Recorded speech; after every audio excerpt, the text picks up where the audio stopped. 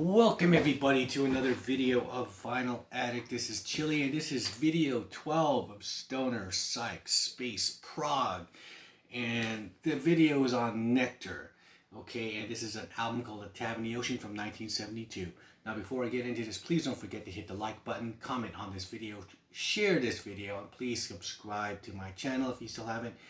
And hit the notification bell for updates. Okay, so with that out of the way, okay, so I haven't done one of these videos in a minute, and I came across this album, and look at the album covers. These album covers from these Psych bands that really just kind of, there's nothing like it, and so I thought I'd share about this one because, with this kind of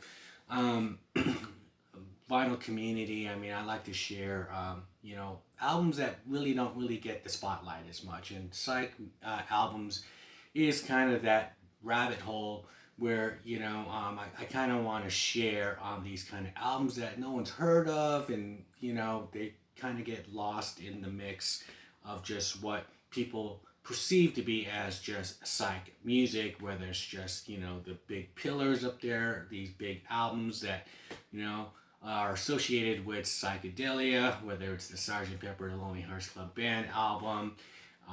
There's some colorful lyrics in that song, Lucy in the Sky with Diamonds, which is somewhat is going on in the title track, A Tab in the Ocean, which is really cool. However, these are the bands that you come across when you further down the rabbit hole on Psych, and this came out in 1972. This is a follow-up to their first debut album, which was just like 13 tracks, which is just really one track. And on this album, they kind of like just do one whole side, which is A Tab in the Ocean, and 4 songs on side 2. And that is Desolation Valley, Waves, Crying in the Dark, and King of Twilight. And so let's look at this cover, though. It is interesting. This is...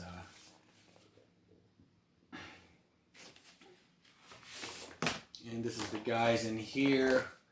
English prog band, they're considered heavy metal, all that. This album pretty much checks all the boxes of Stoner, Psych, Space, Prog. I mean, when I think of space jams, I think of something like, 1983, A Merman I Should Turn to Be from Jimi Hendrix from the Electric Ladyland album. And they have that element in here too, which is really cool.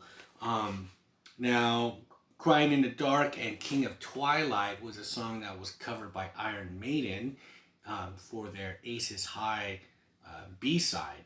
And they do a great job at it. However, there's some elements that they kind of missed, and that was the guitar leads. They didn't put any guitar leads on their medley. It was like they did like a little mash of Crying in the Dark and King of Twilight. They kind of just put a really quick condensed version of it, and that kind of loses the whole feel of it with all the instrumentation which they do. But that was their thing. But you know what, the great thing about Iron Maiden doing covers of the stuff that they were interested in is that they introduce other people to what this is, and that's the only way.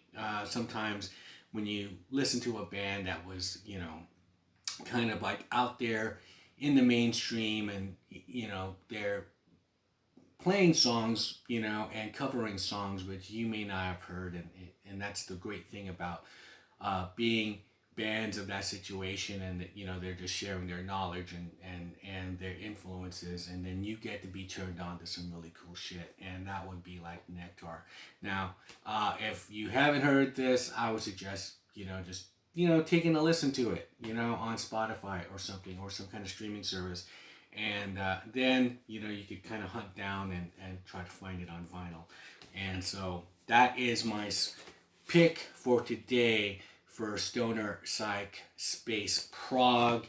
And leave me a comment below if you heard this album, you heard this group, and your thoughts on it. And with that, I'll shut up and I'll see you guys on the next one. Bye.